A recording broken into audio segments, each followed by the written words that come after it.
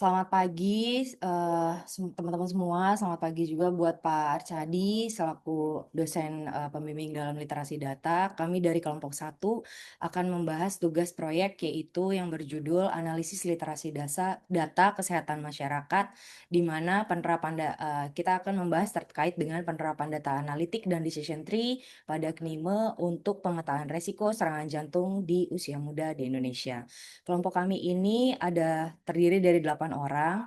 Yang pertama ada Oki, Lutfianita Jayantri, ada Yosefa, ada Rafis, ada Fadil, saya sendiri Evelyn, dan yang keenam ada Fadli, ada Aurel Anissa, dan Ahmad Ramadan Noviana. Sebelum kita membahas terkait dengan analisis literasi data untuk decision tree pada KNIME, terlebih dahulu kita boleh membayangkan kemacetan total di jalan tol daerah Jakarta, di mana apabila kendaraan berhenti maka aliran jalur tersebut pun akan terhenti dan waktunya pasti akan terbuang. Nah, kini halnya sama seperti kondisi tubuh kita, di mana apabila plak lemak menyumbat pada pembuluh darah, maka aliran darahnya juga akan menjadi melambat, dan pastinya jantung akan berjuang keras untuk memompa darah tersebut supaya sampai ke otak. Itulah realita yang dialami oleh jutaan anak muda pada saat ini di Indonesia yang mungkin mereka kurang menyadari. Nah, kemacetan lalu lintas ini bisa kita lihat dan kita rasakan, tapi apabila kemacetan itu terjadi pada jantung atau di dalam arteri koroner, itu tidak ada alarmnya dan tidak ada peringatannya, sehingga serangan jantung itu bisa terjadi tiba-tiba. Nah, sama seperti data analitik itu seperti kamera CCTV yang dapat membantu kita mendeteksi kemacetan-kemacetan itu sebelum terlambat. Seperti metaforanya, yaitu seperti kemacetan membutuhkan sistem navigasi yang cerdas, maka resiko jantung juga membutuhkan analisis data yang tepat juga untuk pencegahan dini. Nah, pendekatan berbasis tersebut adalah bukti dalam literasi data kesehatan masyarakat. Selanjutnya akan dijelaskan oleh rekan saya. Baik, terima kasih Kak Evelyn. Selanjutnya, di Indonesia menghadapi krisis kesehatan yang sering terabaikan. Serangan jantung tidak lagi hanya menyerang lansia. Menurut data WHO 2023 menunjukkan lonjakan signifikan kasus kardiovaskular pada kelompok usia 18 sampai 45 tahun di negara belakangan, termasuk Indonesia. Jadi, faktor resiko utama di usia muda yaitu adalah pola hidup sedentari dan konsumsi makanan. Yang kedua, stres kronis akibat tekanan kerja dan sosial. Lalu, predisposisi genetik atau riwayat keluarga. Yang terakhir ada hipertensi dan dislipidemia tidak terdeteksi dini. Statistik kunci kurang lebih 13% kematian akibat penyakit jantung di Indonesia terjadi pada usia kurang dari 45 tahun. Kemenkes pada tahun 2022, prevalensi penyakit jantung koroner usia muda meningkat hingga 2,1 kali lipat dari 1 dekade terakhir. Tanpa intervensi berbasis data, tren ini akan terus meningkat. Kegagalan tanpa data. Misdiagnosis, alokasi sumber daya yang tidak tepat, dan intervensi yang terlambat menjadi konsekuensi nyata ketika keputusan klinis tidak didukung analitik yang kuat. Data analitik memungkinkan identifikasi pola tersembunyi dalam populasi pasien, mengubah data mentah menjadi wawasan strategis yang dapat ditindaklanjuti oleh tenaga kesehatan. Tanpa data yang valid, keputusan kesehatan ibarat berlayar tanpa kompas. Literasi data adalah fondasi pengambilan keputusan berbasis bukti yang mampu menyelamatkan nyawa, terutama dalam deteksi dini penyakit kardiovaskular pada usia muda. Keputusan berbasis data di deteksi pola resiko efisiensi sumber daya, intervensi tanpa pasar pencegah proaktif. Referensi WHO pada tahun 2023, Global Health Data Strategy, Ahmad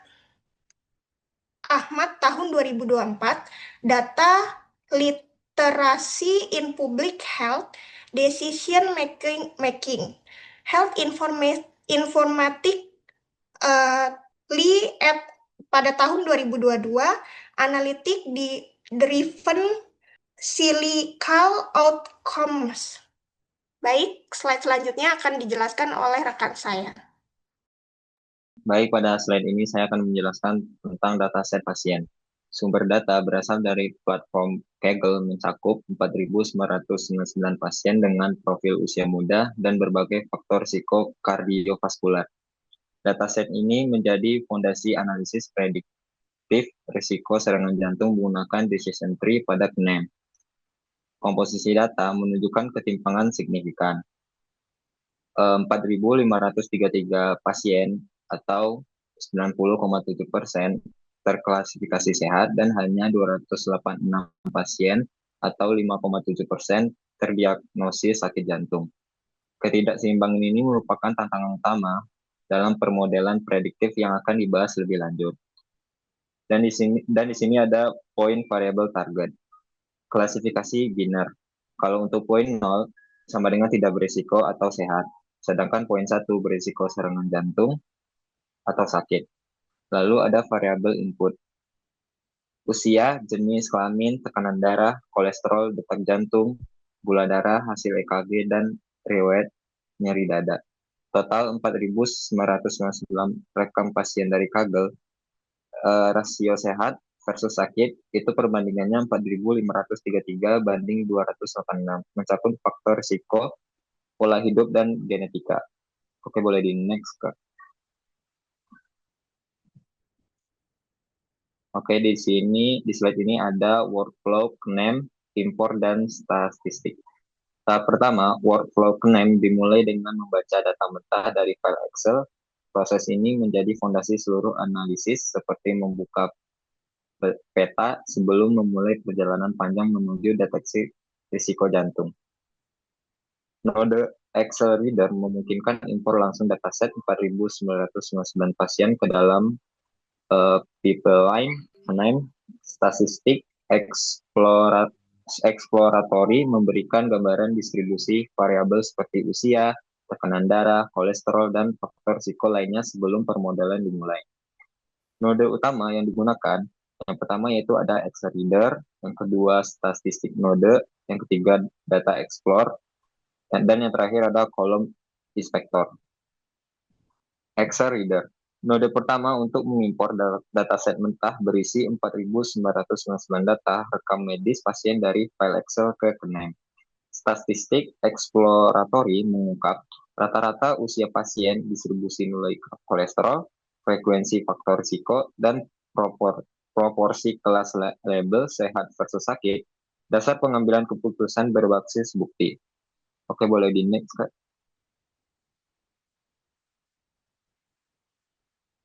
Oke, di slide ini ada Excel Reader. Node ke dalam workflow KNEM. Pengguna memasukkan jalur file atau directory dataset berformat Microsoft Excel. Saat dieksekusi, sistem secara otomatis membaca struktur table menjadikan baris pertama sebagai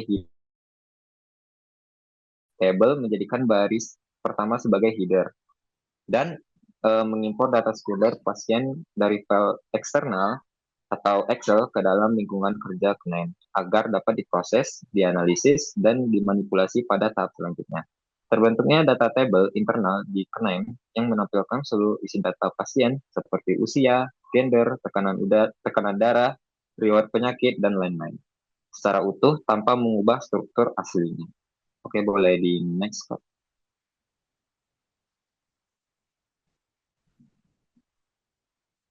Oke, selanjutnya pada slide ini ada kolom filter. Node kolom filter mengeliminasi kolom ide pasien dari dataset. ID bersifat unik per individu dan tidak memiliki nilai prediktif. Menyertakannya justru menyebabkan overfitting di mana model menghafal data latih alih-alih belajar pola sejati risiko jantung. A. Kolom filter digunakan untuk menyeleksi kolom. Nanti di bagian kolom filter jelaskan kalau kita mempertahankan variabel prediktif kesehatan seperti gender, uh, age, smoker, systolic, blood pressure, dan lain-lain. B. Ada missing value. Node dengan tanda tanya kuning untuk menangani dan mengisi data-data rekam medis pasien yang kosong atau hilang agar dataset menjadi bersih. Lalu ada kolom filter, itu hapus ID pasien atau cegah overfitting. Lalu ada missing value untuk imputasi min. Ada modus, kategorikal, terus ada hasil dataset bersih, siap untuk pelatihan model decision tree. Foto slide selanjutnya akan dijelaskan oleh teman saya. Oke, selanjutnya ada missing value. Note ini menerapkan teknik imputasi untuk menangani sel data yang terdeteksi kosong. Pada tahapan statistik sebelumnya, memastikan tidak ada error matematis saat algoritma decision tree bekerja.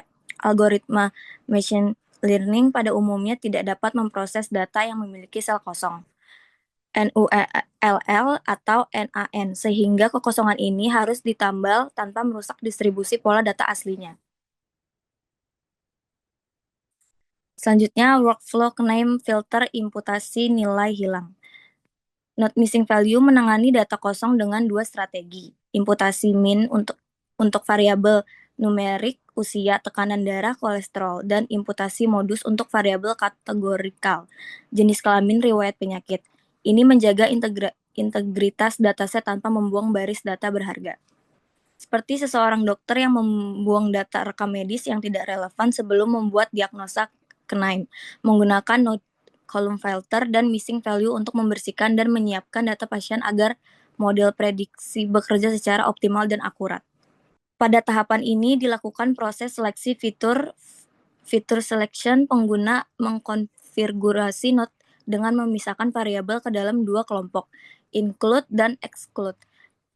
Atribut ID pasien dipindahkan ke daftar exclude karena merupakan pengenal unik, sedangkan atribut kesehatan lainnya dan variabel target serangan jantung dipertahankan di daftar include. Mengeliminasi atribut yang tidak memiliki nilai prediktif terhadap penyakit jantung seperti ID pasien. Langkah ini sangat penting untuk mencegah algoritma decision tree mengalami overfitting, kondisi di mana model hanya menghafal identitas pasien bukan mempelajari pola medisnya. Model decision tree pada canine. Pohon keputusan adalah metafora sempurna untuk cara kita berpikir, seperti dokter yang mengajukan pertanyaan satu persatu hingga menemukan diagnosa yang tepat. Dalam canine, model ini diwujudkan melalui dua node utama, decision tree learner dan decision tree predictor. Decision tree learner membangun model dari data historis pasien. Node ini mempelajari pola risiko berdasarkan fitur seperti usia, kolesterol, tekanan darah, dan gaya hidup, menghasilkan sebuah pohon aturan keputusan yang terstruktur dan mudah diinterpretasi secara klinis. Algoritma CART, Classification and Regression Tree, kriteria split, Gini impurity, dan information gain. Node learner melatih model dari data training. Node predictor mengklarifikasi data baru. Decision tree predictor menggunakan model yang telah dilatih untuk mengklarifikasi pasien baru sebagai beresiko tinggi atau rendah terhadap serangan jantung. Setiap prediksi mengikuti jalur cabang pohon dari akar hingga daun, menghasilkan keputusan yang transparan dan dapat dijelaskan. Decision tree learner, node untuk melatih training. Algoritma berdasarkan data riwayat pasien yang sudah dibersihkan guna membentuk pohon keputusan. Selanjutnya, decision tree predictor. Node untuk menguji model dengan memprediksi target klasifikasi apakah pasien beresiko terkena serangan jantung atau sehat. Scorer. Note terakhir untuk memunculkan tabel confusion matrix serta menghitung performa akurasi, presisi, dan recall dari model kita secara otomatis. Selanjutnya akan dibacakan oleh rekan saya. Terima kasih. Baik, Note Shocker. Note ini berfungsi sebagai tahap akhir evaluasi dengan membandingkan dua kolom secara berdampingan, first column yang berisi data aktual dan second column yang berisi dengan hasil prediksi. Note ini menghitung secara otomatis tingkat kecocokan tebakan model decision tree terhadap kondisi pasien di lapangan berdasarkan 4.999 data uji. Untuk mengukur performa dan kualitas model klasifikasi serta mendeteksi jumlah kesalahan klasifikasi yang dilakukan oleh algoritma, dihasilkannya metrik evaluasi dan parameter validasi statistik, dan berdasarkan pengujian, model berhasil memprediksi 4.533 data sebagai true negatif dan 286 data sebagai true positif.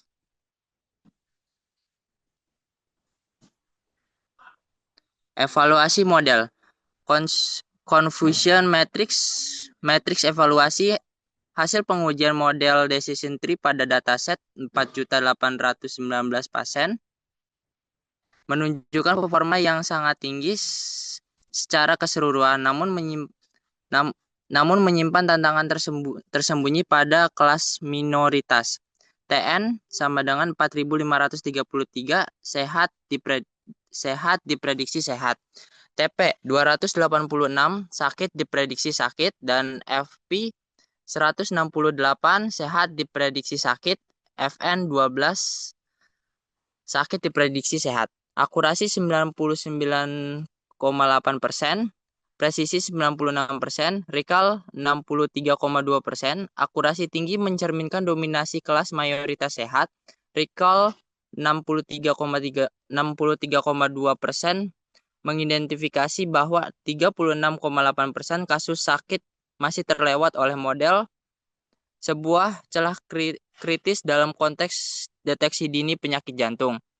Menurut Ahmad et al. 2024, boleh next.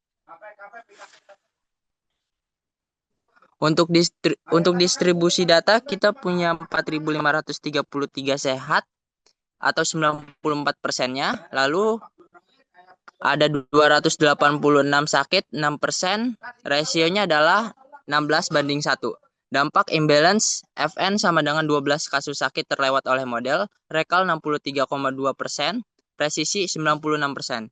Bayangkan mencari jarum dalam tumpukan jerami. Model kita dilatih dengan 4.533 data sehat versus hanya 286 data sakit.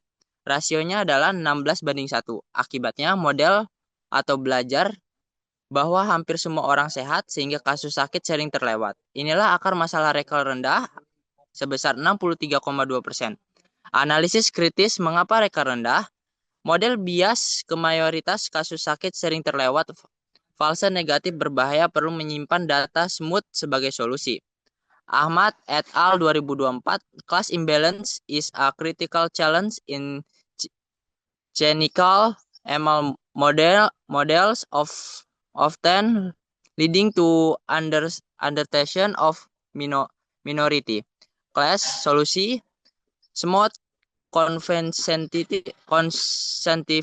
learning and torch tuning. Selanjutnya akan dilanjutkan oleh teman saya.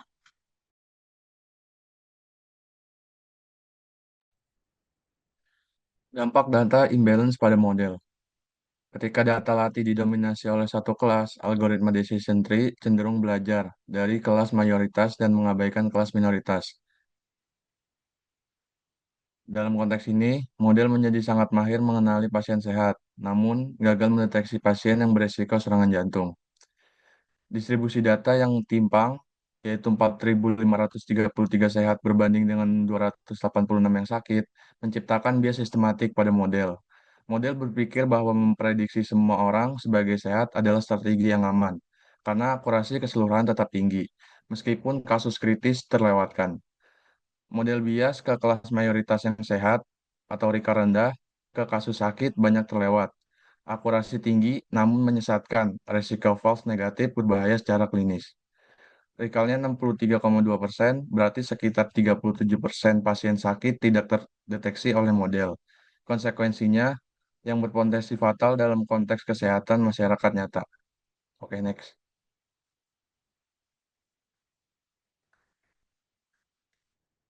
Smooth and data partitioning. Bayangkan sebuah kelas dengan 95 siswa, pandai dan hanya 5 siswa yang kesulitan. Guru akan cenderung mengajar untuk mayoritas. Begitu pula model machine learning. Smooth menyeimbangkan kelas agar tidak ada yang terabaikan. Sementara partitioning memastikan validasi yang lebih robust dan generalisasi model yang lebih baik.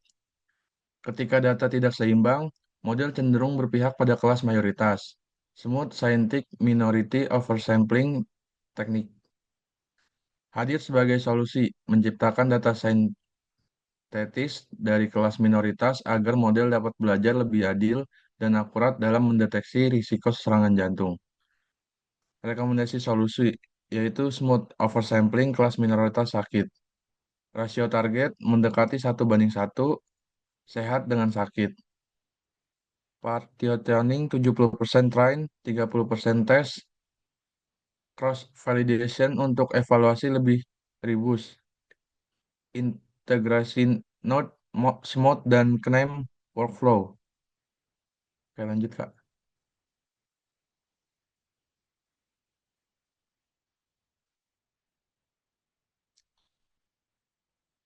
Workflow claim dengan smooth. Usulan perbaikan workflow dengan integrasi Node Smooth Scientific Minority Oversampling Technique untuk mengatasi ketidakseimbangan data dan meningkatkan performa model decision tree dalam deteksi risiko serangan jantung usia muda.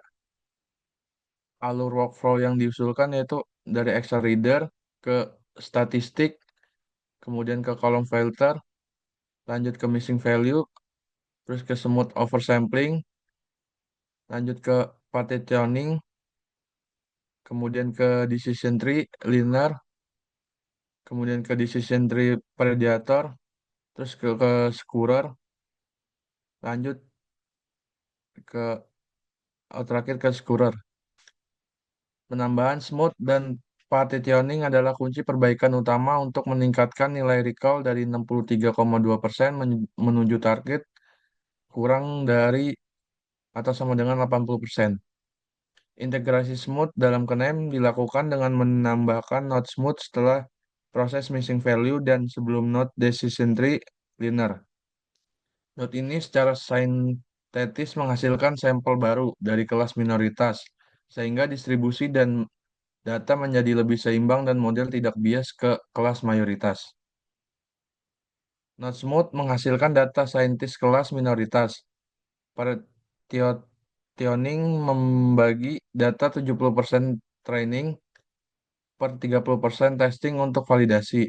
Target peningkatan recall dari 63,2% menjadi kurang atau sama dengan 80%, mengurangi bias model terhadap kelas mayoritas.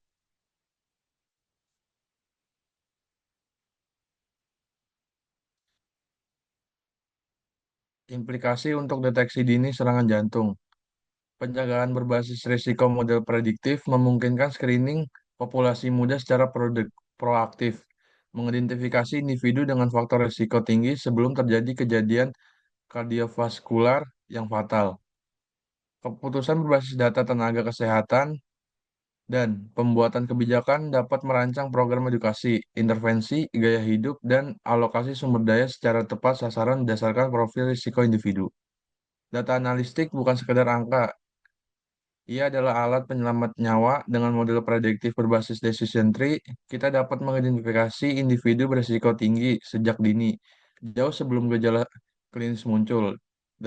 Deteksi dini pada usia muda membuka peluang intervensi preventif yang lebih efektif dan efisien secara biaya. Screening rutin usia 20-40 tahun, edukasi faktor risiko kardiovaskular, program intervensi gaya hidup sehat, kolaborasi klinik, dan sistem data kebijakan kesehatan berbasis bukti. Potensi penghematan biaya kesehatan nasional sangat besar jika deteksi dini diintegrasikan dalam sistem layanan primer. Setiap kasus yang terdeteksi lebih awal dapat mencegah biaya rawat inap dan tindakan darurat yang jauh lebih mahal.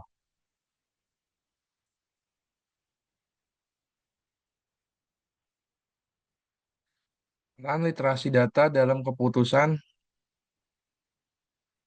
kesehatan.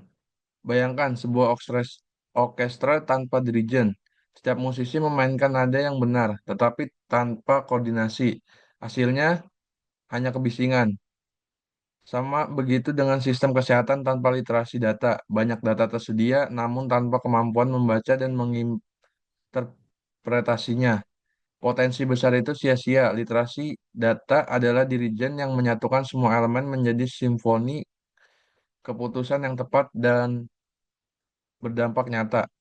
Peningkatan literasi data di sektor kesehatan bukan sekedar kemampuan teknis, yaitu sebagai investasi strategis. Tenaga kesehatan yang mampu membaca data, mampu mengidentifikasi pola risiko lebih awal, merancang intervensi yang lebih tepat, sasaran, dan mengalokasikan sumber data secara efisien.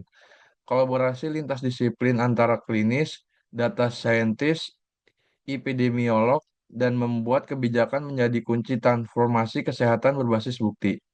Literasi data memungkinkan tenaga kesehatan mengubah angka menjadi narasi klinis yang bermakna, mendorong keputusan preventif berbasis risiko individual.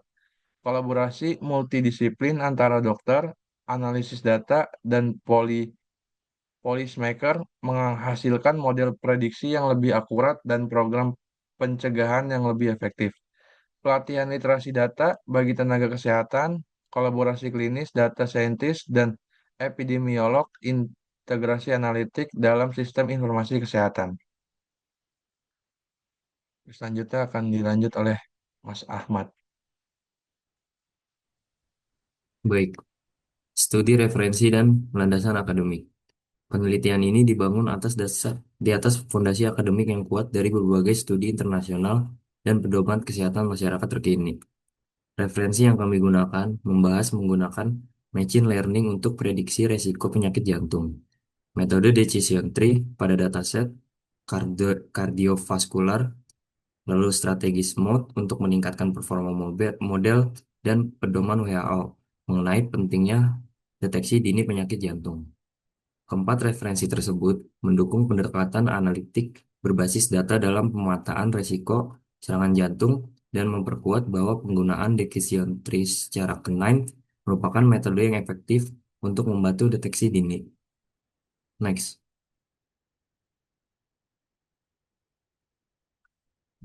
Data adalah kunci membuka pintu masa depan kesehatan yang lebih baik. Seperti yang tertulis pada slide ini, data bukan sekedar angka, tetapi merupakan cerminan realitas, suara pasien yang belum terdengar, dan menjadi dasar yang mengambil keputusan yang dapat menyelamatkan nyawa. Ketika kita mampu membaca data dengan baik, kita tidak hanya memahami kondisi yang saat ini, tapi juga dapat merancang masa depan kesehatan yang lebih adil dan berkelanjutan. Jadi, data menjadi kunci dalam menciptakan sistem kesehatan yang lebih baik. Untuk aplikasi dan dampak penelitian, berdasarkan hasil penelitian ini, penerapan machine learning dengan metode decision tree dengan teknik smooth dapat membantu meningkatkan kemampuan model dalam mendeteksi risiko penyakit dan jantung sejak dini. Dengan hasil prediksi yang lebih baik, tenaga kesehatan dapat mengambil keputusan yang lebih tepat dan cepat. Selain itu, penelitian ini juga menunjukkan bahwa pemanfaatan data dapat mendukung upaya pencegahan penyakit, meningkatkan kualitas pelayanan kesehatan, serta menjadi dasar pengambilan keputusan yang lebih efektif. Untuk slide selanjutnya akan dilanjutkan oleh rekan saya. Baik, berdasarkan dari hasil analisis yang telah kami lakukan dan kami presentasikan barusan, jadi dapat disimpulkan bahwa penerapan analytics itu menggunakan Canine dengan metode decision tree mampu membantu memetakan risiko serangan jantung pada usia muda, khususnya di Indonesia, berdasarkan dengan data kesehatan yang telah kami ambil, yaitu di 4.999. Nah, Walaupun model yang kami gunakan itu menghasilkan nilai akurasi yang tinggi, tapi kami juga menemukan bahwa masih terdapat kelemahan pada nilai rekal. Hal ini disebabkan oleh ketidakseimbangan jumlah data antara pasien sehat dan pasien yang berisiko. Sehingga model ini masih berpotensi melewatkan beberapa kasus penting. Karena itu kami mengusulkan adanya penggunaan metode smooth tadi yang telah dibacakan oleh rekan saya dan proses partitioning agar distribusi data itu menjadi lebih seimbang. Dan dengan kemampuan tersebut, jadi model ini dapat mendeteksi pasien yang berisiko dapat ditingkatkan. Dari penelitian inilah juga kami dapat memahami bahwa yang namanya literasi data itu memiliki peran yang sangat penting, baik itu dalam mendukung pengambilan keputusan di bidang kesehatan dan juga dapat memanfaatkan data secara tepat, gunanya itu untuk mendeteksi dini. Jadi ini dapat dilakukan dengan cepat sehingga dapat membantu supaya pencegahan penyakit serangan jantung di Indonesia itu eh, mudah ditemukan dengan menggunakan literasi data tadi. Dan nah dengan ini jadi peningkatan kualitas pelayanan itu menjadi lebih baik dan efisien. Jadi kami berharap dengan penelitian dan hasil presentasi kami hari ini bisa menjadi salah satu referensi baik itu dalam pemanfaatan teknologi analisis data maupun untuk mendukung sistem kesehatan yang lebih baik di Indonesia.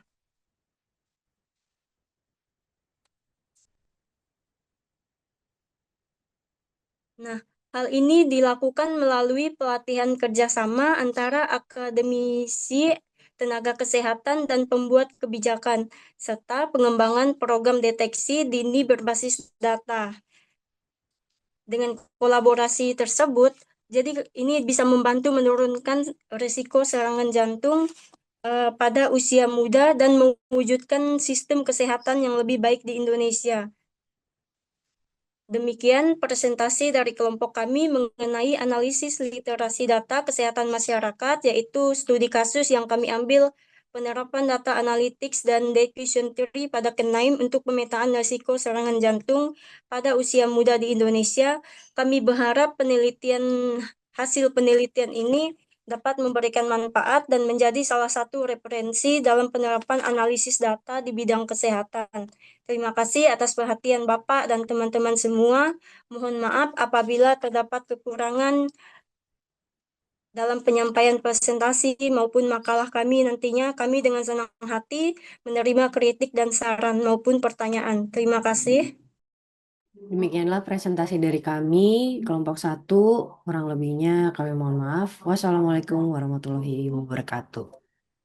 Waalaikumsalam warahmatullahi wabarakatuh.